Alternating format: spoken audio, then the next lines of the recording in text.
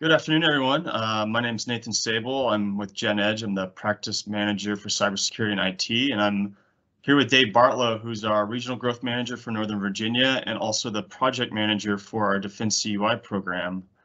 Welcome to the March Lunch and Learn with GenEdge. We've been doing these for the last 2 or 3 months now.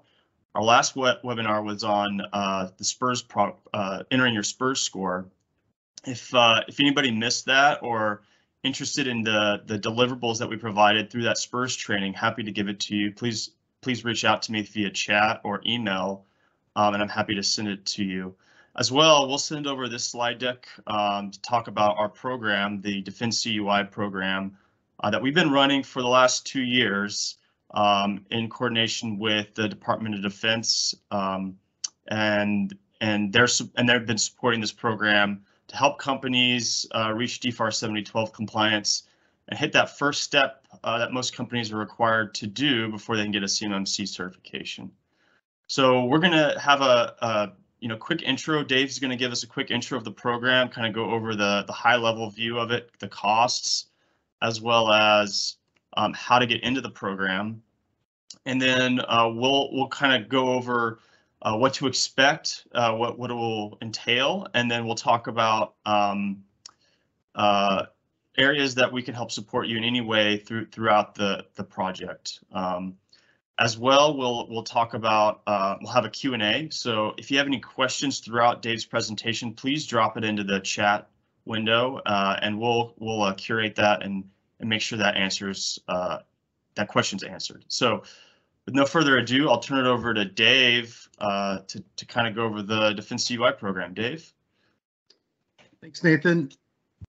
I'm going to go ahead and go to the next slide here in the agenda for today. So just to reiterate some of the things that Nathan said, really we're going to focus today on DFARS 7012, which is the current cybersecurity requirements, and our DEFENDCUI Virginia program.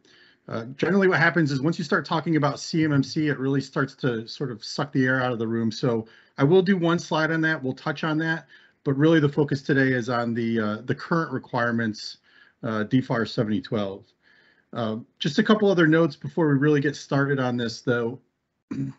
There's a lot of nuance and detail here that we just don't have time to get into today. This is a topic that we could spend all day talking about. So just in the interest of time, I'm going to skip over some of that. So we know that, we get some cybersecurity professionals in the room who are sort of following along, and they're probably going to pull their hair out in certain sections because there are some things that I'm just going to have to skip over so we can get everything into the time frame that we have for this Lunch and Learn. Really, the goal of this Lunch and Learn for today is just to introduce the program and provide enough information for folks to determine whether or not it's something they want to follow up on. And then if you are interested in continuing down this road with us, the next step would be to have a conversation with either myself or Nathan or our colleague Roy Lupke. And in those conversations, we get into more of the details of CMMC and DFARS 7012 and how our program fits into all that. The idea today is just to provide more of an introduction. So I always put this slide up before I start talking about cybersecurity, and it's not really to talk about my background or history. It's more to just say that I'm not an IT or cybersecurity professional by trade or education. My background is in project management and government contracting. So when GenEdge first got this grant funding a couple of years ago, they put together a team that included myself, who has that background, along with folks like Nathan Sable and Roy Lupke, who have a little bit more of an IT and cybersecurity background. And so, between the three of us, we make a pretty good team in engaging with the clients in Virginia who need this sort of service.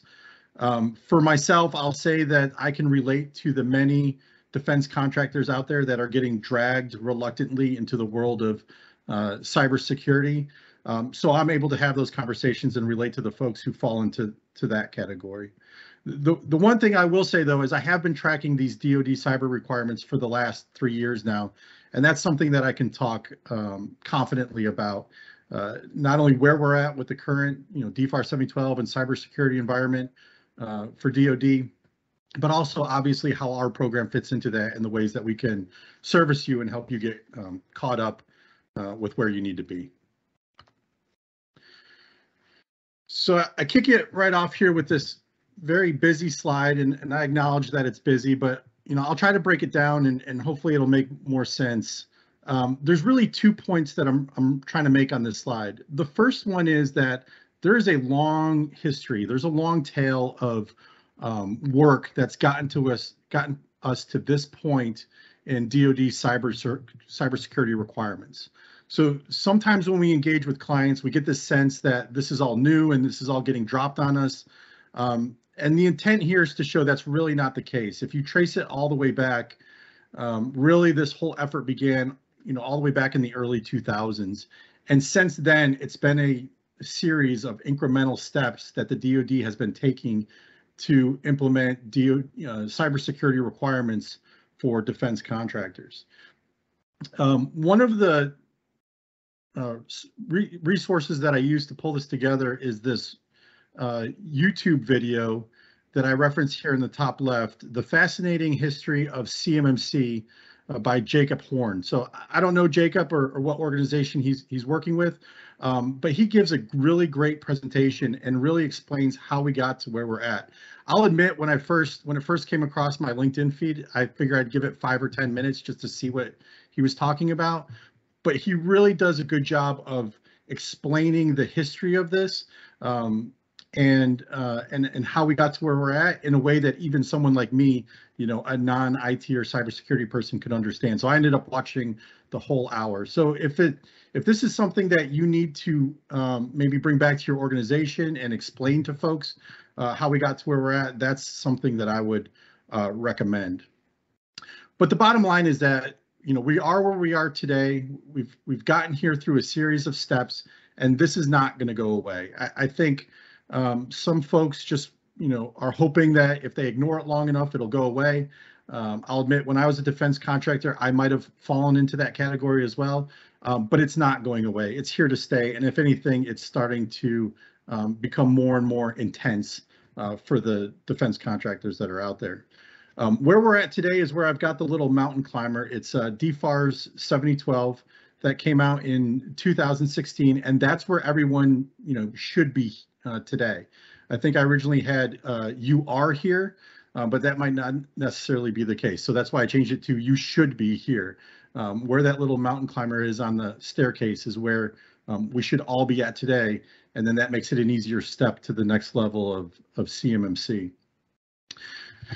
So if the first point on the slide is that this has been around for a long time and it's not going away, the second thing that I want to talk about in this slide is how costs fit into all of this. Because I know as we engage with clients, what we frequently get is, I'm not really interested in doing this right now. I don't want to spend the money. This is too expensive. And what we try to tell folks is that you're not really avoiding the costs. What you're doing is creating a bow wave of costs that you're eventually going to have to run into, once you get hit with these requirements. And again, going back to Jacob's video here, he actually does a really good job of laying this out, where he explains that at each step along the way, industry has always pushed back on costs. So when DFARS 7012 came out, people pushed back on costs. Obviously, when CMMC is rolling out, people are pushing back on the costs that are associated with it. So it's not a new argument. And the challenge is that from DoD's perspective, each one of these incremental steps should not be that expensive. And the only reason it would be expensive is if you're not keeping up with it, right? So if all of a sudden you have to do CMMC, you're going to hit that bow wave of costs. If you've been keeping up and you're currently compliant with DFARS 7012, for example, then the step to CMMC is not that big of a step and not as costly as it may seem. So the way that this plays out for us here at GenEdge is, we'll talk to a client and they'll say, I'm not really interested in doing this right now. I don't want to spend the money. It's constantly changing. So I'm just going to wait and see what happens. And then typically a few months later, we'll get a call from the same client who says, hey, my customer just said if I'm not compliant in the next 60 days, I'm going to lose my contract, or I can't bid on the next contract. So I need to get compliant now. And now you're in a situation where you're very compressed for schedule, and that's what's going to drive up costs. So if your customers are not asking for this yet, it's a great time to get started, because what you'll be able to do is implement your cybersecurity system in a methodical and deliberate manner over a period of time. You'll give yourself time to make good decisions. You'll give yourself time to get the right policies in place. And in the long run, that's what's going to save you costs. So I want to focus in on DFARS 7012 for a minute. As I mentioned, that's where we're going to spend most of our time, as opposed to, say, CMMC. Most folks on the call are probably familiar with the difference between DFARS 7012 and the NIST 800-171 controls, and how those two things relate to each other. But I just want to make sure that we're level set. So I just want to talk about this for a second.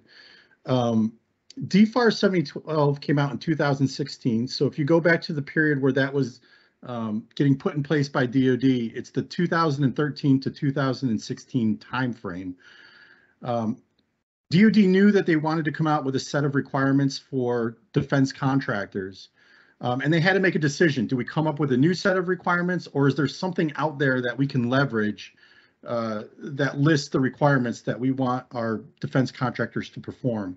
And what they found was this standalone document that came out of the National Institute of Standard and Technology called NIST 800-171. NIST put this document together as a way to help really any organization improve their cybersecurity posture. So not even necessarily defense contractors. It wouldn't matter if you're a motorcycle club or a knitting group or a small business, or even for your own home. This was just a list of 110 things that you should either do or at least consider to improve your cybersecurity posture.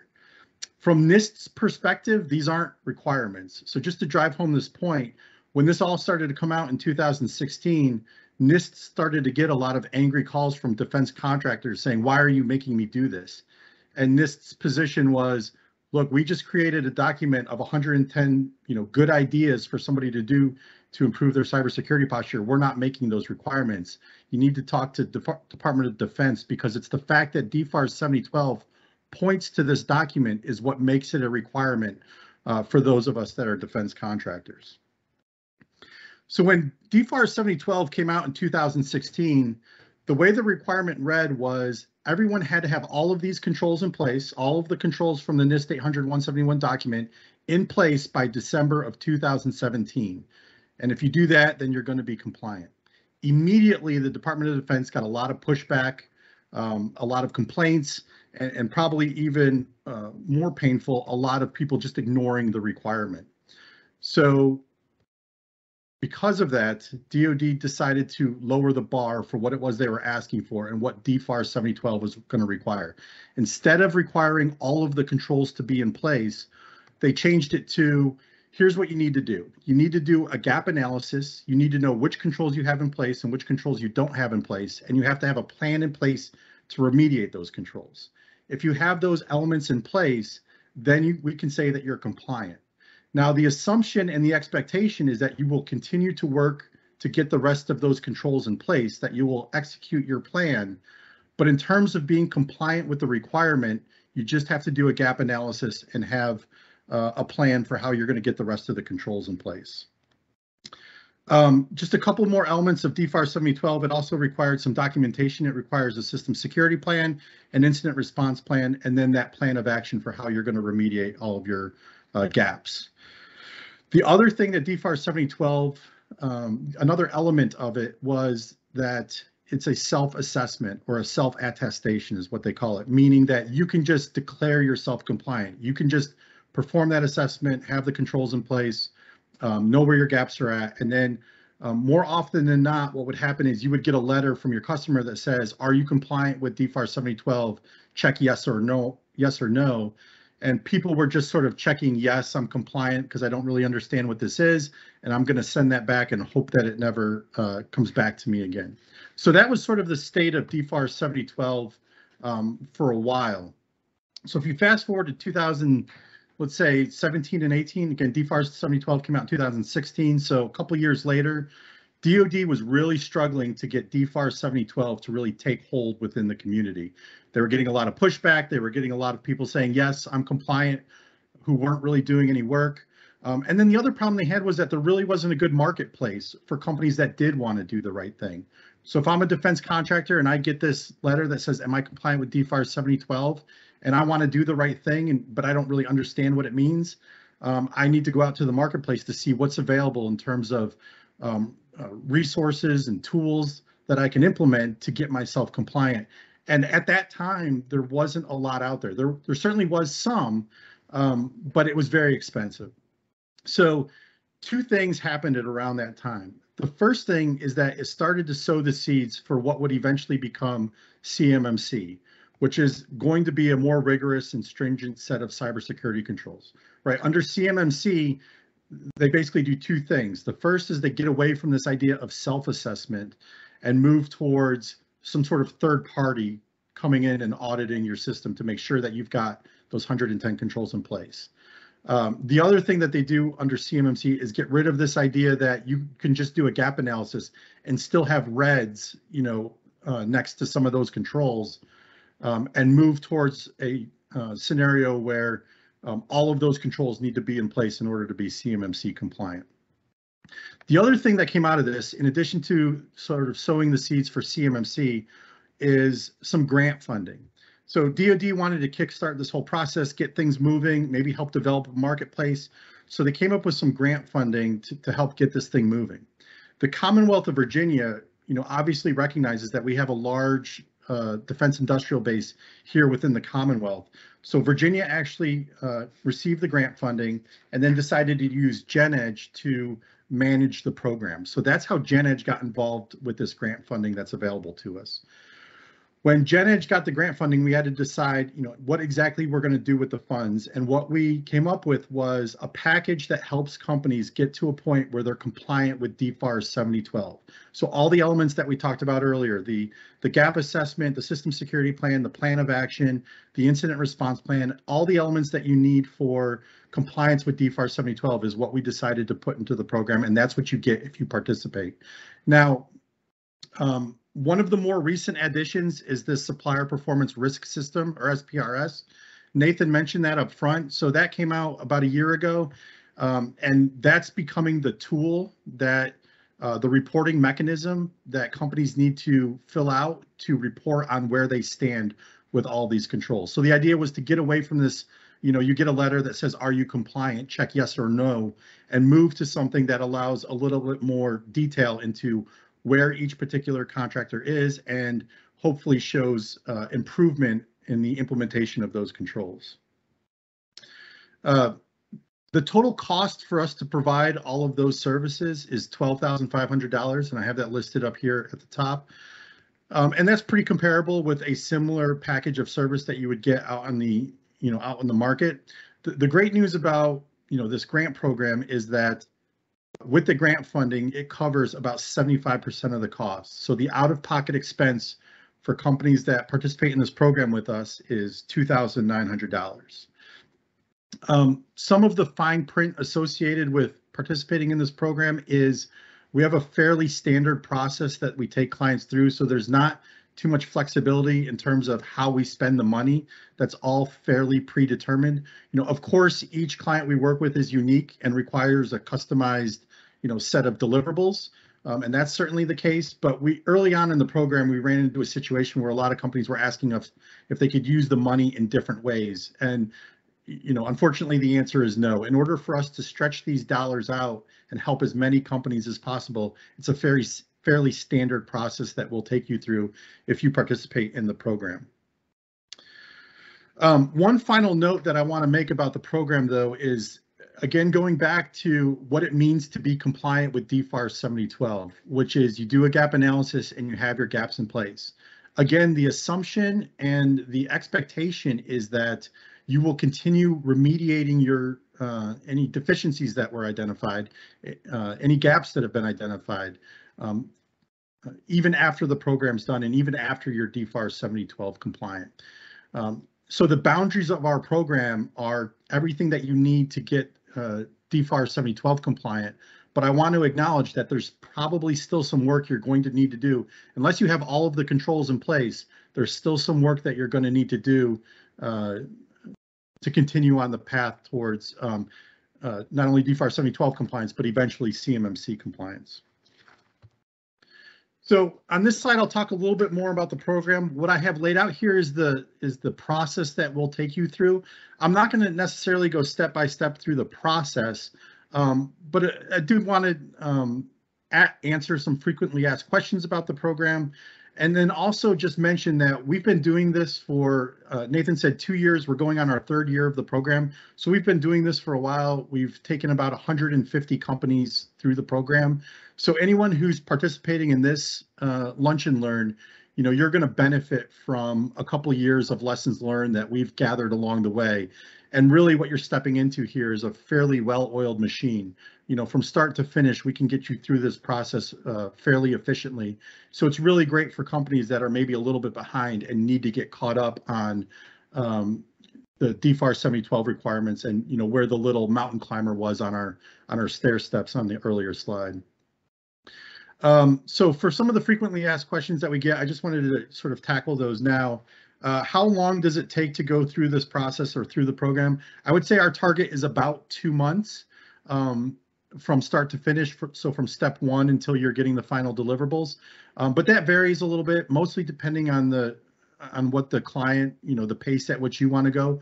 What I tell folks is that we will match your level of intensity. So if this is a high priority for you and you can, be very responsive, then we can get through it quicker.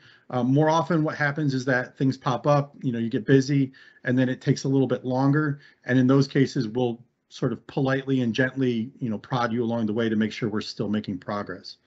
The next question is, how much effort does it take? So if it takes 2 months, how much of your time is included in that 2 months? I estimate it's about 10 to 15 hours on the client side.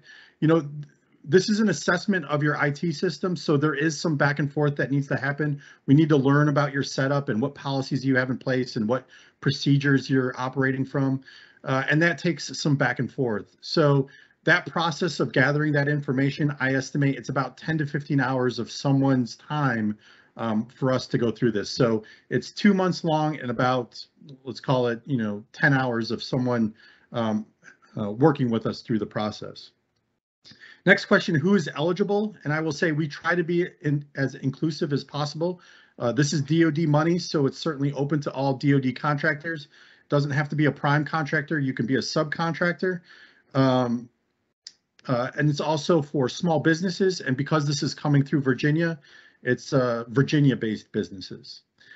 Generally, what we see is 2 sort of categories of clients that participate in the program. The first is folks who maybe are not caught up at all. They know that they have to do this, but they haven't really done anything yet. In those cases, this program is a great fit because in just a couple of months, we can get you up to speed. The other category of clients that we see, especially more recently, are clients who maybe are somewhat aware of this. Maybe they took a stab at doing a system security plan, or they made an attempt to do an internal sort of audit for where they stand. But they're not really confident in what they did, and they'd like to get a third party to come in and just kind of double check everything that they did. Those companies are also, I think, get a lot of value out of participating in the program. Who gets the results? The answer is only you, only the client. Some people get concerned. We didn't have a lot of time to talk about GENEDGE'S sort of role in the world, but we definitely have a relationship with the Commonwealth of Virginia, and there's an accountability there. And this is DoD funding, and because of that, people get worried that we're going to take the results and maybe send it out to Virginia or DoD, and that's not the case at all. We view this as a free look for the participating companies, meaning that only you get the results and you can decide to do with them whatever you want. You can continue to move forward with them, or if you already have something in place, you could just use our input as a data point and then continue on whatever path is most appropriate for your company. As we mentioned, this is year 3 of the program, and this we anticipate will be the final year of the program. As I mentioned, the intent of this grant funding was just to kickstart this whole process, and I think a lot of those objectives have been met. There's a much more robust marketplace that's available. More companies are paying attention to this. So the intent of the original grant funding and the objectives there have largely been met. So we don't anticipate a 4th year of this grant funding. For this year, we had a total of 85 slots. I was going to say we're down to 20 slots, but talking with Nathan briefly this morning, I think we're closer down to 18 slots, so they're filling up quickly. So if you are at all interested in participating in this program and getting access to this grant funding, please let us know sooner rather than later. We will still be able to provide these services even after the grant funding runs out, but we just won't have that 75% grant coverage that we get from the DoD funding. So in many ways, this Lunch and Learn is sort of a last call for the program. If you are at all interested, if you've been thinking about doing it, I would say go ahead and sign up. This is really the last slide that I'll talk to, and I want to talk a little bit about CMMC. As I said at the beginning, this isn't the focus of the conversation. We really wanted to drive home the DFARS 7012 requirements and obviously how our program, addresses that. But obviously, CMMC, it gets a lot of attention. There's a huge marketing campaign behind it. And so when people talk about DoD cybersecurity requirements these days, a lot of what they're talking about is CMMC. So I wanted to just spend a couple of minutes and talk about how CMMC fits into the current DFARS 7012 requirements, and then maybe dispel some myths about CMMC just in general. So the first question is, how does DFARS 7012 and any work that you would do, like under our program, for example, fit into CMMC? So if you go back to that slide that had the little staircase with the mountain climber on it, CMMC is going to be the next step. And it's that same idea that really each iterative step shouldn't be that big of a step, right? If you're currently compliant with DFARS 7012, then the step to CMMC really isn't that big of a deal. In this case, the way that I would explain it is that DFARS 7012 points to the NIST 800-171 document, like we talked about earlier. CMMC is going to point to that same list of controls, so the same NIST 800-171 document and those 110 controls. And that has been consistent for the last few years, and I haven't seen any changes to that, any significant changes to that foundation going forward. So, how this fits into everything. Some people, I think, have the perception that if you do DFARS 7012 and then CMMC is coming out, it's a separate set of effort, or it's a separate, set of work that you're going to have to do to get CMMC compliant. And that is not the case. It's all steps along the same path. If you're working towards DFARS 7012 compliant and getting those 110 controls in place, it's the same exact work that you're going to have to do under CMMC. The biggest difference is going to be the allowance of gaps. Under DFARS 7012, you can have gaps as long as you have a plan in place to remediate those. Under CMMC, that changes where you can't have those gaps. All of those controls have to be in place in order to get certified. The second thing that we've been hearing, especially recently, is CMMC is constantly changing. I'm not sure that I want to invest in doing any of this until they get it all sort of figured out. And I just want to talk about that for a second, because it's important to look at what's changing. There certainly is an element of truth to that there have been changes to CMMC. But what I would say is that the foundation of it, those NIST 800-171 controls, those 110 controls, hasn't really been changing. The thing that's been changing the most is this question of who will perform the assessment. When CMMC first came out, they said that it's going to be a third-party, auditor that comes in and performs the assessment. Then they came out with CMMC 2.0 that said, well, actually, in most cases, we might be able to keep it as a self-certification or self-attestation. And then more recently, we've seen it go back to say, well, actually, we probably will need third-party assessments. So I would say that's to be determined. That is something that they're still trying to figure out. But by and large, that doesn't change what it is that you need to do. So at the end of the day, whether it's an internal self-certification or whether there's a third party that's coming in to assess you, you still have to have those same 110 controls in place. The second question is, when do I need to be CMMC certified? This is a difficult question to answer. I was at some initial 2019 kickoff meetings for CMMC, and at that time they said that CMMC would be implemented by 2020.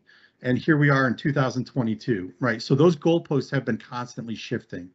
What I'll say is that I don't think there's going to be a hard start date for CMMC. I think what we're going to see is a gradual rollout over a period of time. And we're already starting to see that rollout happen, where we've got some aggressive, prime contractors and maybe even contracting officers and, DoD offices that are getting more aggressive in making sure that their defense contractors are meeting these requirements. So for example, we're already getting where some prime contractors are saying you need to have all of those controls in place today to continue to do business with us, right? So, you know, there's some administrative portion about what CMMC is, but that's the core of it, is having those 110 controls in place. So in many cases, we're already seeing where CMMC is already a reality for companies in order to keep their business. The final note that I want to make here, again, when we talk to clients who say, well, I'm just going to wait until CMMC gets settled or CMMC becomes official, whatever that means, before I start doing any of this, because I don't want to make any unnecessary investments. And what I would say is you have to look at this and think about what that means. In order to be CMMC compliant, you have to have all of those controls in place. There's not going to be a lot of wiggle room for, I know where my gaps are at and I have a plan in place to remediate those gaps. In order to be CMMC compliant, those gaps all have to be filled and those controls need to be in place. So if you wait for CMMC to become official before you start working on implementing those controls, you are going to be very far behind the curve and doing a lot of catch up. And again, you're compressing your time frame. The scope doesn't change, so the costs will be going up dramatically. So what we encourage folks to do is to just keep up with where we're at on that staircase. You know, you got to keep up with the mountain climber. And that currently is the DFARS 7012 requirements. So this is my final slide. It's a little bit nerdy. It's a little bit of a dad joke, but you know, I'll wear that with pride. I just wanted to leave you with a little bit different image that hopefully will help you remember some of the things that we talked about today. So the idea is that as we go from DFARS 7012 to CMMC, it really is a relatively small step, right? If you remove some of the smoke and mirrors and hand waving and noise, really what's happening here is that under DFARS 7012, you should be working on those 110 controls. Under CMMC, the small step is those controls now need to be completed. You know, those controls that you've been working on, you need to wrap those up, you need to get those finished, and then you're CMMC compliant. So that's a small step, right? If you're already working on those controls, that's a relatively small step. The giant leap, I think, is that we are approaching, and what we've seen is a real reckoning within the defense contractor base and within the defense industrial base about how serious these cybersecurity requirements are becoming. More and more frequently now, we are getting calls from clients who are saying, hey, my customer just called me and said that if I'm not compliant in the next 60 days, I'm going to lose my contract or I can't bid on the next contract. So up until now, folks have been able to kind of ignore these requirements and kind of get away with it. And it hasn't really been any cost to doing that. You know, you're not really losing contracts. That's changing, and it's changing very quickly. So there's sort of a realization, I think, that's starting to set in within the defense industrial base that this isn't going away. If anything, it's going to get more and more stringent. And if I'm not keeping up, then I am falling pretty far behind. So that's my final slide. I think we're at right about 30 minutes. So I'll kind of leave it there. If you are interested in participating in the program, there's a few next steps. I think, you know, we want to make it as easy as it can be to sort of sign up for the program. And I will say that this program, maybe as opposed to some of the other grant programs we're running, there's not a lot of hoops to jump through to get started. Basically, you just need to talk to one of us, fill out a quick application, which I think Nathan provided in the chat. It's about a 10 or 15 minute, you know, we just need points of contact and the name of your company and where you're located and things like that. So it really shouldn't take too long to fill out. But the bottom line is, if you're interested in doing this with us, you can contact any one of the three of us and we will be happy to get you started. So. We're happy to answer it. Reach out to us either through email. We'll answer our phones. Happy to answer anything on LinkedIn or through the website, through the GENEDGE.org website. I've also included the application link for the DEFENDCUI program. Again, few spots are left for the program, and we believe this is the last year that's going to be held. But either way, this is a great way to, DoD is requiring you to do this, so might as well use some DoD funding along the way to get this completed. So that's kind of, that's our recommendation. So I will drop here. I think we're at our time. We'll do another Lunch and Learn next month. We're looking at some interesting topics to kind of talk to you about. We've thought about, maybe talking about GCC. That's been a big topic for a lot of our clients of GCC High or GCC Commercial. As well as we have some some guests from Air Force CIO that maybe will be willing to talk, and some folks from DoD we were looking at having speak at our next Lunch and Learn. So we'll wait and see. We'll be posting that soon on our LinkedIn page, and we'll be sending out emails on that next Lunch and Learn. Thank you for joining us, Dave. Thank you for that great presentation. We hope to see you next month. Thank you, everyone.